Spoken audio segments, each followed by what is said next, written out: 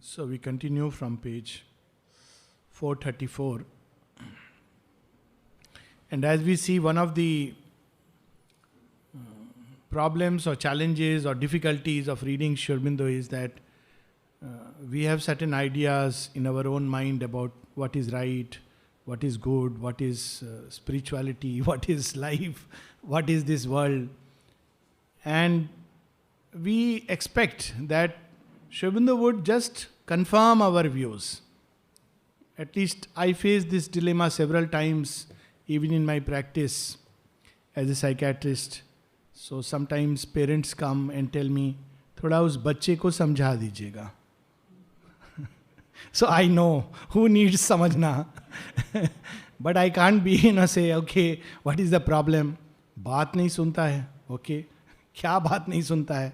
उसको भूला है, ये नहीं करो, वो नहीं. And there is a whole list. And they have a whole image of what child is, child upbringing is, etc., etc. One of the commonest problem is पढ़ाई नहीं करता है. It's then after a while you have to gradually come to the real issue. There's not so much the child but the parents who need to be counseled. But they are not ready for it. So the moment you touch that chord, they just think, no, this fellow, no, we are right. We cannot be wrong. So now all that we are hearing from the Queen, very often we will find an echo in our own mind. That's how we have thought. So much so that Savitri's story is presented as a story of marriage, ideal marriage, of a devoted wife. And therefore, every wife should be devoted like Savitri. But it's not a story of marriage, it's a story of love, which is marriages follows. It's a story of love. See, the way Sri Aurobindo is presented is something amazing. We are nowhere told that there was no ceremony, but the story of love and to what extent it can go. So it challenges our conventional thinking, and unless we are ready to drop that or open a window into that, at least allow this much, that surely the mother and Sri Aurobindo know a little more than us. Then it's wonderful. Otherwise, we struggle. Very much we struggle. The mother says in one of the places, you must at least believe that I know at least a little more than what you know. So, Queen's thoughts sound so logical, so pragmatic. That's how we all will think. She continues. For man, below the God, above the brute. Man has his place here. But Savitri is born to, like Moses leading slaves to freedom, she is born to lead man beyond this limiting line drawn by nature into the domain of the gods. So we all often, have these stories where Asuras wanted to enter the domain of the gods. Even human beings tried. Trishanku tried, many. But there is a way to do it. Now the time has come to fulfill that aspiration, but by a change. Otherwise it's not possible. Transformation. So here she says, look, don't talk like gods. You are below them and above the brute. So who is your guide? Is given the calm reason as his guide. This is exactly how we all think, believe. We deny the heart and its intuition. And we say, reason is the one which can guide. Which reason? Practical reason. Reason that seeks happiness. Reason that calculates.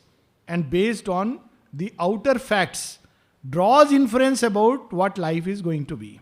Not knowing that life never follows the path of reason. Man, now there is a place for reason. But reason cannot be the ultimate guide of life. It has its role, its place. Sri Aurobindo speaks of that very beautifully at several places, particularly in the human cycle, that there is an office of reason. But the moment it tries to go beyond it, it fails. He is not driven by an unthinking will, as are the actions of the bird and beast. He is not moved by stark necessity, like the senseless motion of inconscient things. The giants and the titans' furious march climbs to usurp the kingdom of the gods, or skirts the demon magnitudes of hell. He says that this is not the way. Use reason. You have educated child whom I have taken so much care. So all education is about sharpening reason and dulling the heart. So, but Savitri is born for something else. Now what she is saying applies at one level. As long as man is really the brute and the beast, we need reason. But there comes a time when man is ready to go beyond reason into a greater light. Then the conflict comes. So Queen herself lives by reason. She is a Sattvic lady. So she has Sattvic people live in this is right, this is wrong. They create a balance, measure of things, compartment. That's how they deal with life. It's easy to handle that way. But Savitri is gone to break that mold and bring something new. So she cannot understand that there can be something new. This same thing we see in the story of Mahadev which is coming. That Prajapati has ordained things. There has to be certain way. There is a kind of life, social order which he has created.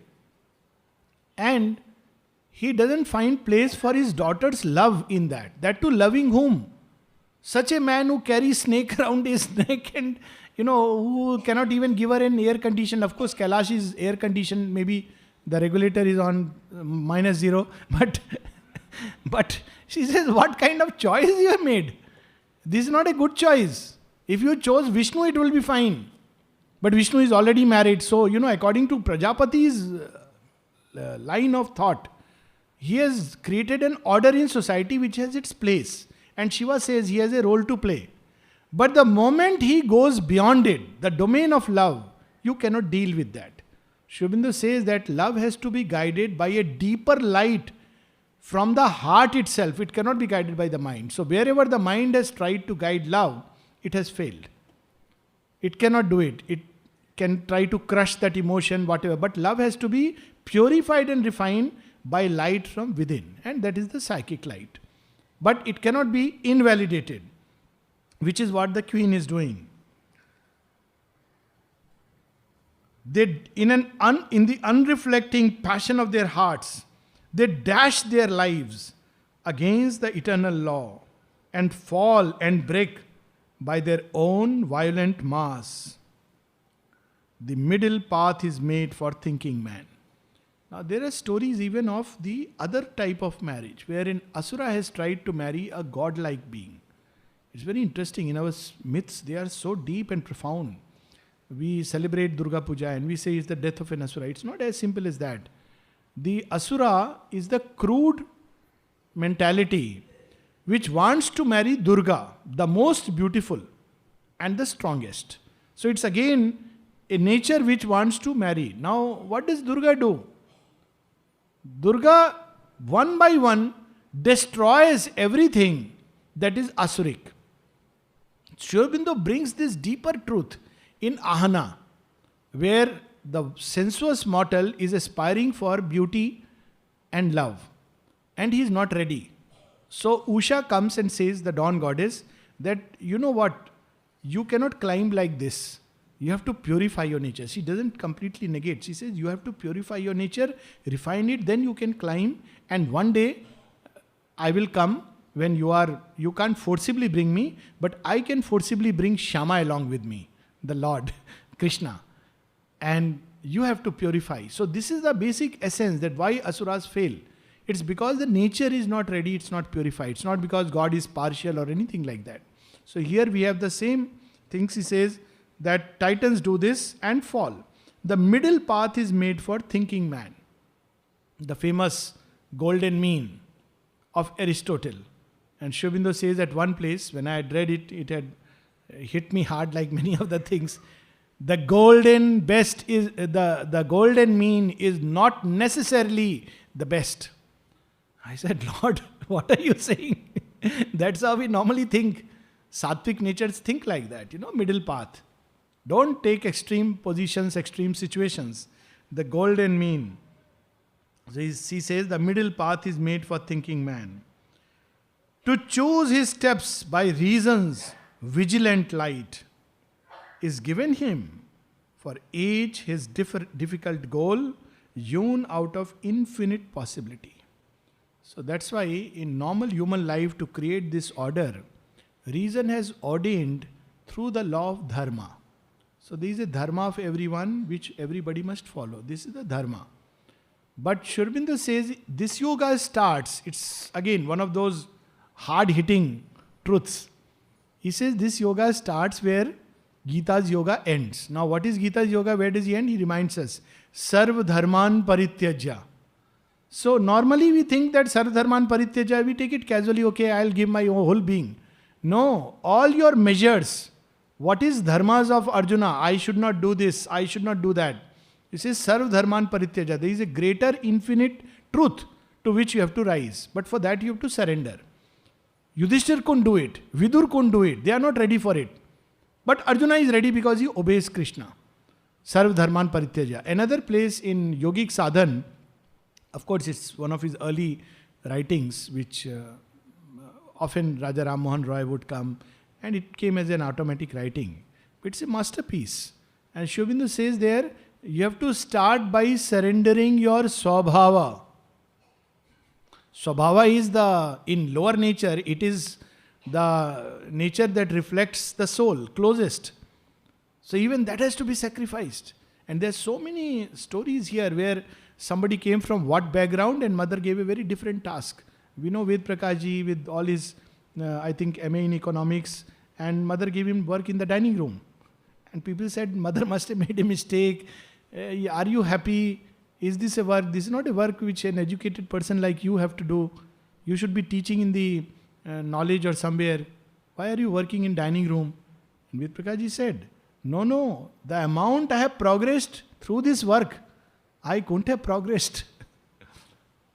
As a teacher, I would have just swollen more and more my head that I know. And amazing what kind of work he did. Amazing work in his own field. And so many here, they are given work. Nirodha, furniture service. Can't imagine. As a doctor. And he says, should I leave? He said, no, it will go to the devil if you leave it. So how beautifully this Swabhava and Swadharma has to be surrendered. But reason doesn't understand it. Reason says this is how things are ordained. The calm reason as the guide. To choose his steps by reason's vigilant light, to choose his path among the many paths is given him, for each his difficult goal, hewn out of infinite possibility. Leave not thy goal to follow a beautiful face. That's what he thinks. Only when thou hast climbed above thy mind and livest in the calm vastness of the One, can love be eternal in the eternal bliss, and love divine replace the human tie. Now you see, he is again speaking a great truth, that this does not apply. Normally, maybe there is a possibility. It is there in beautiful stories. But you are not that. Now, the interesting part of this is that many approximations lead to this point. So Queen has her point when she is saying that don't aspire to the nature of the gods. There is a shrouded law, an austere force. It bids thee strengthen thy undying spirit. It offers its severe benignancies of work and thought and measured grave delight as steps to climb to God's far secret heights. Says Savitri, maybe you first do yoga, sadhana, tapasya. Reach that point. Then you can talk the way you are talking. This is a very interesting aspect. There is a truth in it. Sri Aurobindo in one of his letters himself writes. When someone said that why are sadhaks looking at cross with each other? Do you want sadhaks to always remain as if fighting at loggerheads? He says, no. Goodwill, love, friendship, loyalty, fidelity, these are psychic qualities. We don't want that. But we have seen, and that's where the but comes. But we have seen from our experience that when these things are on the basis of the ego, they bring suffering and pain. And we don't want that. And then he says something very interesting, marvelous. He says, because we hold love and friendship as something sacred, that is why We want them to be based on a securer basis. So, he doesn't deny, but he says, purify it, refine it. Don't let it be like an animal and a brute. But what the queen is doing, taking this as this truth to justify that, look, when you have reached, then you can talk about love divine. But love can become the path if one takes this approach of purifying and constantly refining the nature. That too we know how beautifully in Mother and Sri Aurobindo's writings, especially when he talks about the ascent of sacrifice, the works of love in Synthesis of Yoga. How love can be purified and refined and reach a point where it can express a divine possibility. So it has to walk through that path. It cannot be done by closing that possibility. It bids thee strengthen thy undying spirit. Then is our life a tranquil pilgrimage, each year a mile upon the heavenly way. Each dawn opens into a larger light. Thy acts are thy helpers. All events are signs. Waking and sleep are opportunities given to thee by an immortal power. She's saying you are wasting this opportunity. You should be meditating. You should be reading nice books. This is not what you should be doing. Running after your heart's passion. So camest thou, so canst thou raise thy pure, unvanquished spirit, till spread to heaven in a wide vesper calm, indifferent and gentle as the sky, it greatens slowly into timeless peace. So this is the goal. She reminds Savitri that don't be misled. All this is not the goal of creation. The goal of creation is to arrive at the timeless peace. And all events are trying to show you something, and take that as an opportunity, use it as a step to climb towards that timeless peace. So it's a wonderful philosophy. And as I said, if this is quoted somewhere, like we had the message recently from the Quest, and many times messages can be like that, and many people wonder what the message really meant. Because this message is from Quest, one kind of ashrama where people went. Of course, our ashrama is a very different kind of ashrama, very dynamic place for an inner transformation, alchemy, the kind that never existed. So here she is saying, Savitri, this is the goal. Don't forget, use reason as your guide, get married, but this is not the goal. Do your duties, do your dharma, but the goal is that peace. Climb to that peace. Very appealing philosophy. But Savitri replied with steadfast eyes. See, when we look at some of our thoughts, it's amazing. I mean, as I said again and again, like Rama and Sita's love, Krishna and Radha's love, Sati and Shiva's love. It's amazing. What passion, what emotion, what heights they have taken. Something which we normally would connect with just earthly. Because that's how we have conceived life. There is a whole line of thought which actually is moving towards divine life. But it has never been explored fully, and particularly last 1,000 years has been submerged by Mayavad, illusionism, defeatist spirit. So Queen also is echoing that thought. But Savitri replied with steadfast eyes. She is a yogini. She is not an ordinary. What kind of yoga she has done, because she is going to do another yoga later on. Yoga to save Satyavan. My will is part of the eternal will. My fate is what my spirit's strength can make. My fate is what my spirit's strength can bear. So, far from fatalist attitude. If this is it, my soul has the strength to go through it. And perhaps the strength to change it. This is the thought that greater spirits bring upon earth. And Sri Aurobindo writes that there is a freedom in each phase of fate. The soul in man is greater than his fate.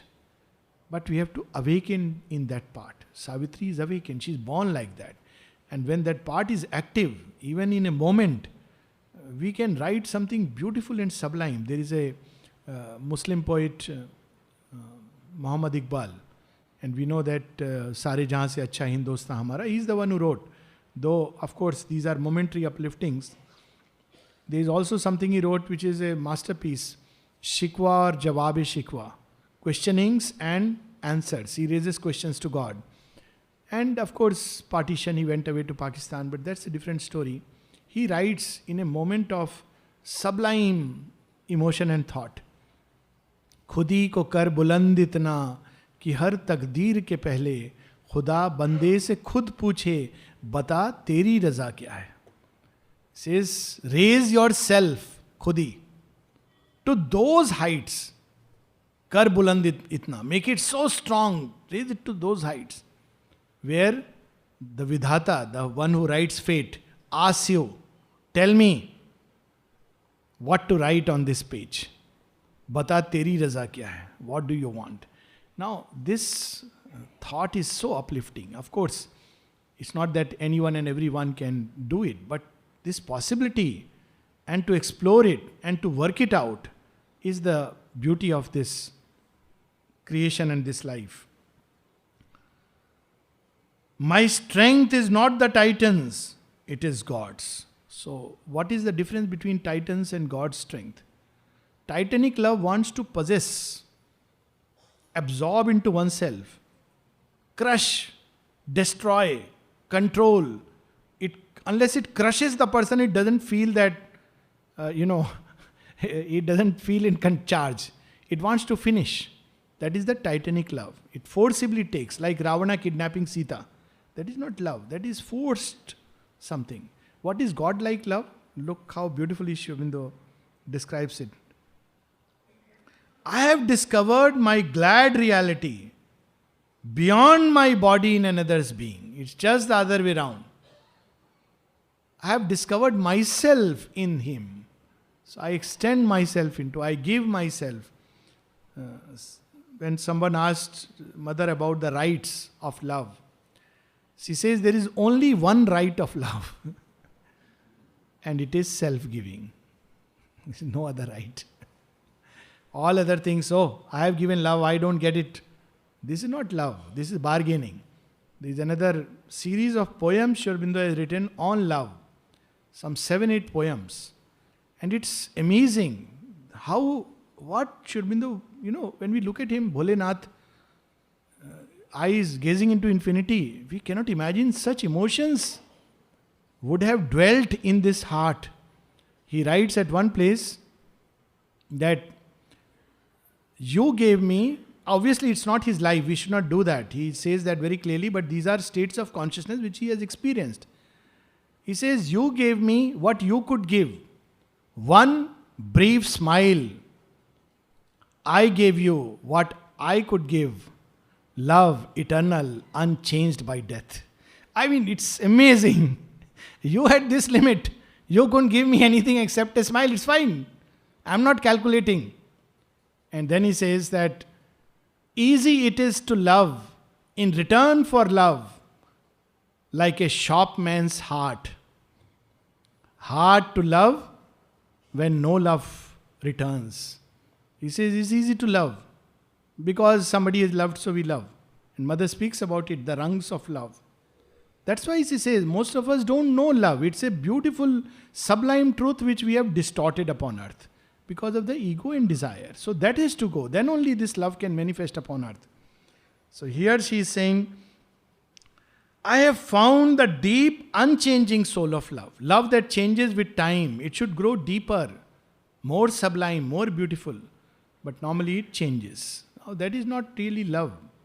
That never was love. So that's why we nowadays say true love. But love by its nature should be that. Otherwise it is no more love. And there is another poem of Sri Aurobindo, Immortal Love, where he again brings this, that if I would have loved you for your face, my love would not go very far. If I loved you for your voice, it would go a little more but not far. If I loved you for your qualities, time might pursue, might reach. But I have loved thee for thyself indeed, and with myself have snared. I have not put myself into snare with somebody else. Myself in another person. And with myself have snared. Time, change I exceed, and am for time prepared. Time cannot dissolve this love, and change cannot demolish it. Why? Because one loves other person, seeing oneself in that. And Sri Aurobindo at great length, even in Ishavasya Upanishad, speaks about it. And when he talks about brotherhood, he speaks about it. This is true love, and not what we normally appropriating.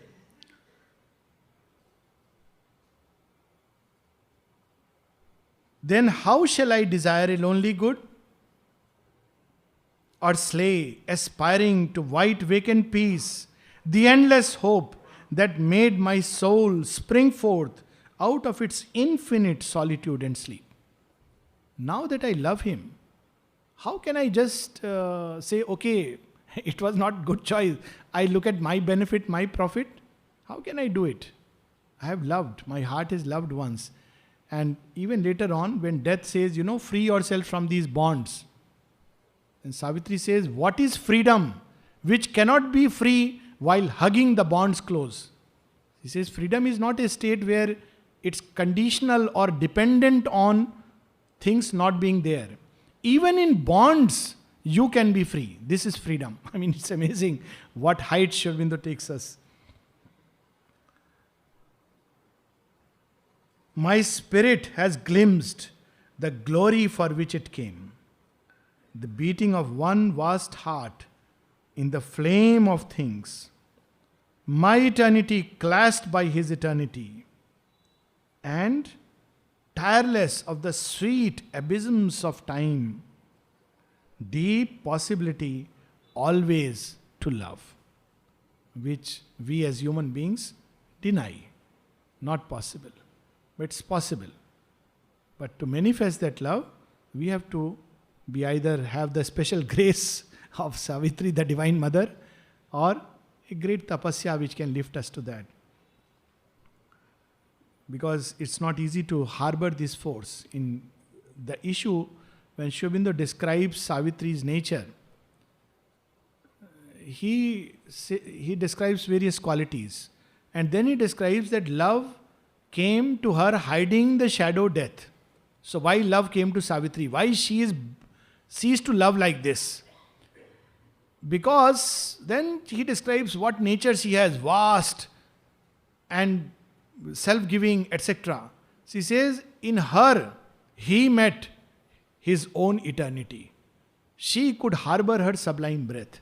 So normally what we call as love is not love, it's just a small something. But this is love which Savitri brings to earth. This is first, last joy, and to its throb, the riches of 1,000 fortunate years are poverty. Nothing to me are death and grief, or ordinary lives and happy days. And what to me are common souls of men, or eyes and lips that are not Satyavans. So he is making sure that in the fullness of love, even at a most human level, that I love him and so I love him in totality. It doesn't matter. Yes, there may be better, surely more competent, more great salaried persons settled in New York, but I have loved this man even in poverty. This is my richness. 1,000 years I don't want to live with just about anyone. He may provide everything, but where will I get this joy of that 1 year? So she says that is a poverty. The riches of 1,000 fortunate years are poverty. Nothing to me are death and grief, or ordinary lives and happy days. So already in her heart, love is transcendent death. It is looking beyond. And what to me are common souls of men, or eyes and lips that are not Satyavan. What a totality of self-giving. Only the divine can love like this. When mother came and bowed down to Sri Aurobindo, of course she wrote what she saw in him. And when Sri Aurobindo was asked, what did you see in her? She says, first time I saw surrender right down to the most material cells of her body. That one moment.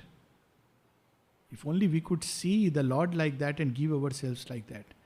And it was sealed for eternity. So many things came, challenges came, difficulties came, so much so that there was a time when somebody wanted to come and take over the ashram.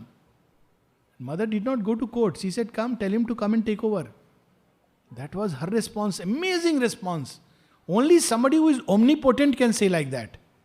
Tell him who that person was. Sri Aurobindo's relative. That everything is his name. She writes to Andreda. Now we have these many houses, this much property, all this.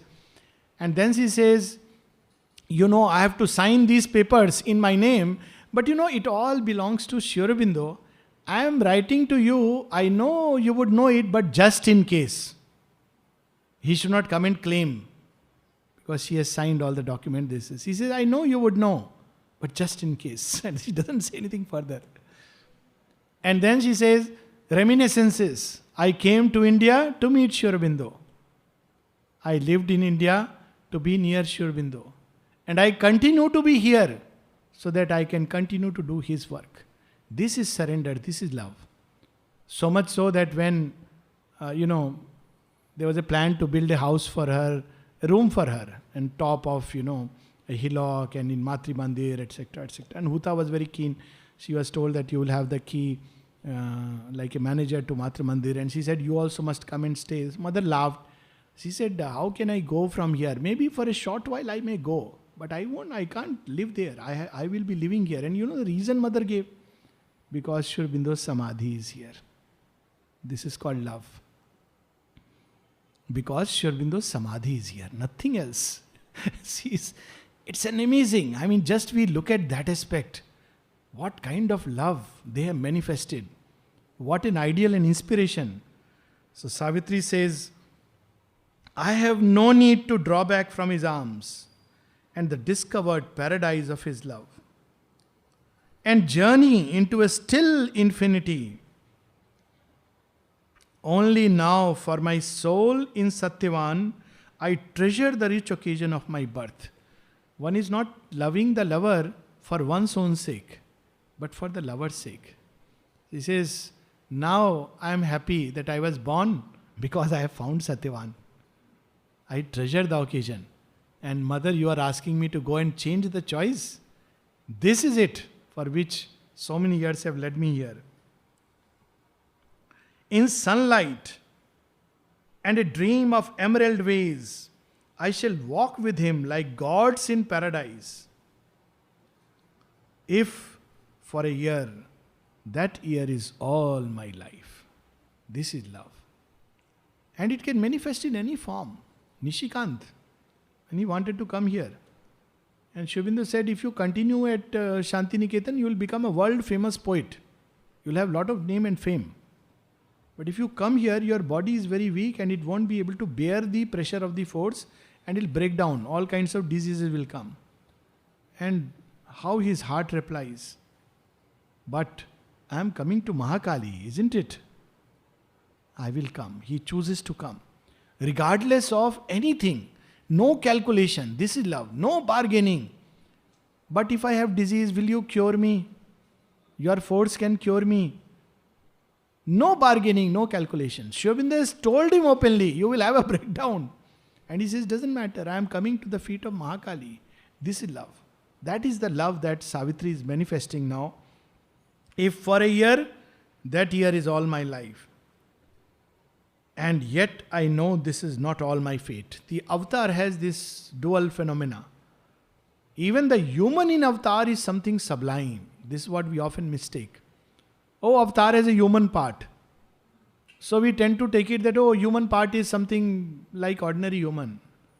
Even Rama's humanity, when he weeps for Sita, is sublime. Not an ordinary mortal's humanity.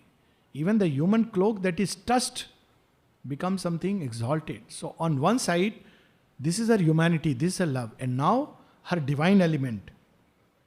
And yet I know this is not all my fate. Only to live and love a while and die. I will question fate. How dare you can do it? How can you do this to me? I have loved him truly. You can't take him away. This, so she says that. For I know now why my spirit came on earth, and who I am, and who he is I love. So she has seen from the eyes of the soul of Satyavan. It's one soul in two bodies. He says, for this one moment, I was prepared. Even Mother wrote a very beautiful story of love, a sapphire tale, where she speaks about the girl who is sitting on an island, waiting for the ideal lover. How he will come and take her away, and he's a prince who has been sent by the king. It's an amazing story of love. And so many other places where she speaks about this aspect, what love truly can be. And the reason why they have cautioned us is because it is distorted, disfigured, mocked, perverted at the human level. But it has a possibility. Love is a power that can be transformed by being uplifted to its divine essence. I have looked at him from my immortal self. So there is a falling in love only based on outer looks. The person looks good. Obviously, such love may graduate into something else or die at the kindergarten stage. Or from the vital, common interests. My salary is 4-figure, your salary is 4-figure. Together it will be 6 figures. That's that kind of a love. That's not love. That is obviously calculation. Or it can be, you think alike. That will not last very long because everybody has other parts. So after some time, when the likeness goes away and some other thought comes, then love vanishes. But when love goes beyond all this, you may think totally differently. You may not be of any help or usefulness, yet there is this deep love. This Sri Aurobindo again brings out in Isha Vasya Upanishad a dialogue between Guru and student. And the student says that you say that love exists, but there is no possibility of such love because the self is alone. And through the Guru, Sri Aurobindo brings out this truth. He says, yes, normally people confuse corporeal gratification as love. But there is another kind of love. And then he finally says, what is that love that leans from a great heights of infinite capacity and intelligence down to somebody far below it? It reminded me immediately of Sri Aurobindo and Mrinalini Devi. What love that would have been. In terms of capacity and otherwise, where is Sri Aurobindo? And of course, she's a wonderful lady, but still, the gap in terms of. And yet, what love, that when she dies, there is a teardrop in the eyes of the divine. I don't have anything which is signed by her, any book of hers. Will you please send it to me? How he loved her so silently. So this kind of a love, and then he says, say not that the love of Ruru and Savitri, of Rama and Sita are false and mere imaginings. Such love has manifested and will manifest upon earth. I have looked at him from my immortal self. I have seen God smile at me in Satyavan. I have seen the eternal in a human face. That moment, the truth is sealed. Then none could answer to her words. Silent, they sat and looked into the eyes of fate. We end this canto here and start a new canto tomorrow.